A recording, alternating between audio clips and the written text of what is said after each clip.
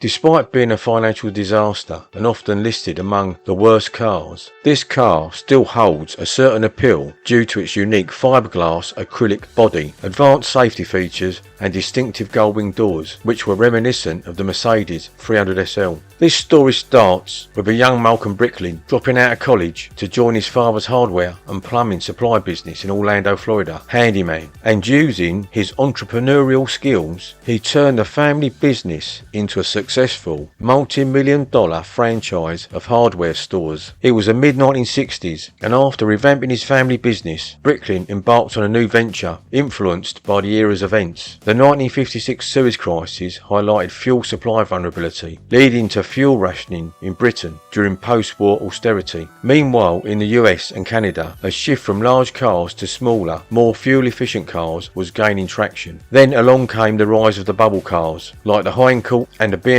Isetta in Europe and the UK. Elvis Presley even drove one, a Messerschmitt KR200. Bricklin recognised an opportunity, and inspired by the popularity of the small vehicles like the iconic Mini, he envisioned a franchise business akin to his successful family hardware venture, but focused on selling small cars and scooters. He had discovered a loophole that exempted cars weighing less than £1,000 from adhering to the safety standards for automobiles sold in America. Interestingly, this exemption was originally designed for kit cars and dune buggies. Partnering with Fuji Heavy Industries, a Japanese company seeking a foothold in North America, he launched Subaru America, selling Fuji Rabbit motor scooters and the Subaru 360 microcar, an original K car. However, while the scooters sold like hotcakes, the Subaru 360s faced a critical setback when Consumer Guide magazine deemed them the most unsafe car on the market after a number of crash tests against the larger American cars of that era. As a result, Bricklin concluded that Subaru America lacked a viable future and consequently sold his stake in the company, leaving with a substantial investment capital at his disposal, and he began pondering on what to do next. He wanted to build an exotic high-performance sports car and put his name on it. After the Subaru incident, Ralph Nader's influential book Unsafe at Any Speed, and the high increase in deaths due to road-related incidents, Bricklin identified safety as a prevailing public concern, conceived the idea of the Bricklin safety vehicle, aiming to deliver on safety fast, as advertised by British car maker MG, and his target was a halo automobile in the sports car segment. So Bricklin founded General Vehicles Inc., headquartered in Phoenix, Arizona, and in 1971 he embarked on the development of his new sports car. Initially, the design work was entrusted to Bruce Myers of Myers Manx fame, but it was later passed to designer Marshall Hobart for further refinement, who collaborated with Dick Dean, known for his 1969 Shalico. Malcolm Bricklin's original concept was for a car akin to the British Lotus and powered by a 4-cylinder Opel engine with fully independent suspension to give it track-like handling. The 4-cylinder engine was scrapped early on because the car's performance would have been on a par with the Brazilian Volkswagen SP1 and SP2 sports cars, which were notably underpowered, so a Chrysler Slant 6 was installed for both its reliability and widespread availability. The design process began with clay models and evolved into a functioning prototype. The initial running prototype, dubbed the Grey Ghost for its silver grey paint, embodied the original design idea. It was equipped with a Chrysler engine, a 4-speed manual transmission and a Datsun 510 rear differential with a fully independent trailing arm rear suspension. Unfortunately, because Bricklin hadn't had much experience in automotive design, it soon became apparent that his original design would have to undergo substantial modifications to make it into a workable automobile design. So in 1972, Bricklin collaborated with Herb Grass Design and Advanced Vehicle Concepts (AVC) of Michigan to transform the Grey Ghost prototype into a production-ready car. Central to this effort was the contribution of Tom Munro, who later assumed the role of chief engineer at Bricklin's company, making Bricklin's prototype very similar to the 1969 Datsun 240Z in terms of performance and handling potential. The car also used a wide range of off-the-shelf parts from Datsun, Toyota and GM Opel, including a tilting steering wheel assembly from a Chrysler. Herb Grass of Batmobile fame famously decided to use the same taillight assembly from his De Tomaso Pantera, made by Italian company Carello and also gracing the Lamborghini and Maserati. AVC built 7 prototypes, including their first rolling prototype, the Red Car. Due to his many financial constraints, Bricklin had to accomplish this turnaround in 90 days, a stark contrast to the typical time frame frame of 3 years. Bricklin also began scouting for a manufacturing location. His quest led him to Canada, specifically New Brunswick, a seafaring province grappling with high unemployment rates, where Premier Richard Hatfield enthusiastically supported a project as a means to create jobs for local residents and reinvigorate the community. Seizing this opportunity, the provincial government provided an initial subsidy of $4.5 million to kickstart the production of the first batch of cars. They also provided an unoccupied factory building and pledged to subsidise workers' wages. As the project advanced, 2 facilities were set up in New Brunswick, one in St John and a body construction plant in Minto. However, Bricklin diverted these funds for R&D and the high salaries of his design team. Production commenced in 1974, and to mark this momentous occasion, the Bricklin SV-1, or Safety Vehicle 1, was presented to a gathering of celebrities and potential dealers at the Riviera Hotel, Las Vegas in February, with the official unveiling taking place at the Four Seasons restaurant in New York in June 1974. Bricklin's team made a concerted effort to ensure that this car not only met but surpassed the most rigorous safety standards, demonstrating a commitment to safety and innovation. Being a safety vehicle, they incorporated what were probably over-engineered 12 miles per hour impact bumpers front and rear and integrated into the body styling. These vehicles featured a tubular steel cage surrounding the passenger compartment, creating a protective cocoon for its occupants. Additionally, an integral roll bar was installed for rollover protection, and the fuel tank was protected on 5 sides against impact damage. But it was no lightweight, which could have benefited greatly from the use of aluminium alloy, but still was cheaper and much easier to weld. The body was fiberglass with a coloured acrylic top layer which had the colour of the car moulded in it, so the car did not need to be painted, and where minor scratches could be buffed out. Available colours were 1. Safety red,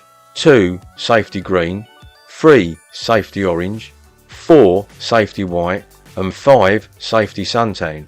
The A engine for 1974 was an AMX spec AMC 360 overhead valve V8 and topped with a 4-barrel motorcraft carburettor. When development of the SV-1 began in 1971, this engine had been producing 285 to 295 horsepower, but as emissions regulations came in, this dropped to 220 horsepower. The B engine for 1975 was the Ford 351 overhead valve V8 small block Windsor, rated at 175 horsepower, with a 2-barrel carburettor, most likely a Holly. Bricklin had to change engines due to a supply issue with AMC, and despite less power compared to the AMC V8, it had been used in vehicles such as the Ford Mustang, Shelby Cobra and Sunbeam Tiger. This engine was also used in the 1976 models. The AMC 360 engine used either a Borg-Warner T10 4-speed manual gearbox on 156 cars or a Chrysler Torque Commander 3-speed automatic gearbox on 616 cars, sending the power to a live rear axle with a ratio of 3:15:1. For the Ford 351 Windsor engine, the Ford FMX 3-speed automatic was used on approximately 2,100 cars, with a final drive ratio of 3:15:1. The company cited that the manual transmission was not in line with their safety image, and at that time Ford simply didn't have a manual transmission available for the Windsor V8. The suspension system was taken from the AMC Hornet. Front, unequal A-arms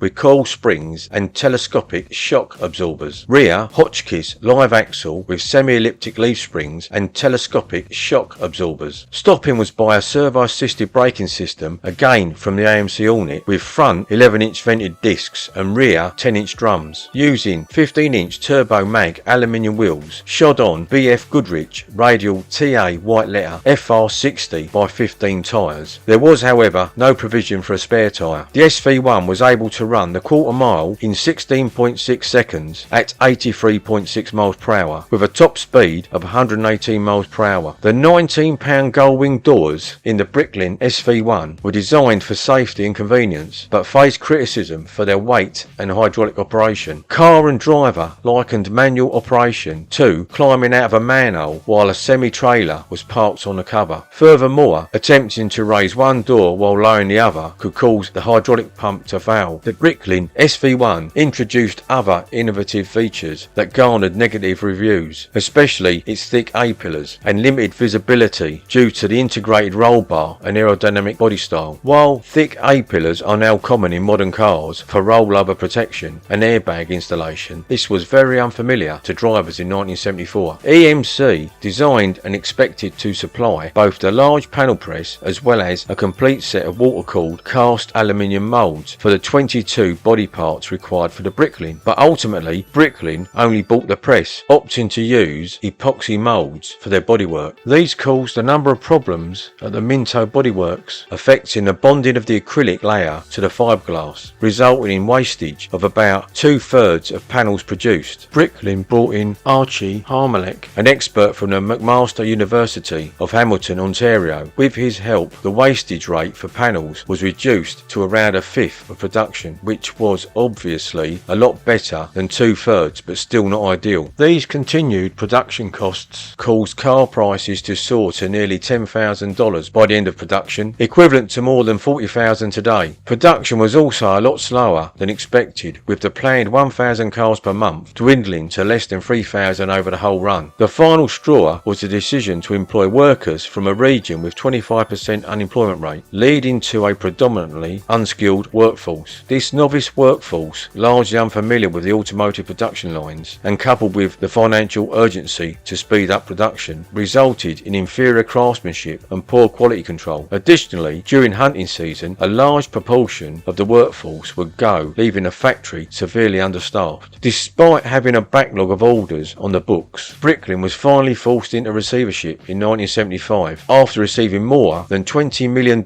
from the government of New Brunswick. Consolidated Motors acquired the inventory of the defunct Bricklin company, among which were several partially assembled cars, later completed and sold as 1976 models. They also built a small number of SV-1s up from bare chassis, which were also sold as 1976 models. The total number of cars produced was 2,906, which broke down to 1974 772 units, 1975 2,100 units, and 1976 34 units. Bricklin SV-1s, excluding top-notch show cars, have depreciated and most are worth less now than they were a decade ago. Unfortunately, not having the classic movie advertising of the DeLorean, with AMC parts being difficult to find, and the quality control issues at the factory 5 decades ago, continue to haunt many SV-1s. So to sum up, the Bricklin was not killed because it was an inferior design, although if you were 6 foot tall you'd be better off with a Corvette, but it was killed off by problems related to labour, quality control and unforeseen technical issues related to bonding the acrylic and fiberglass body panels, nepotism, supplier shortages, worker absenteeism and a series of price hikes that doubled the car's price within a 2-year span, and this was the car's eventual downfall.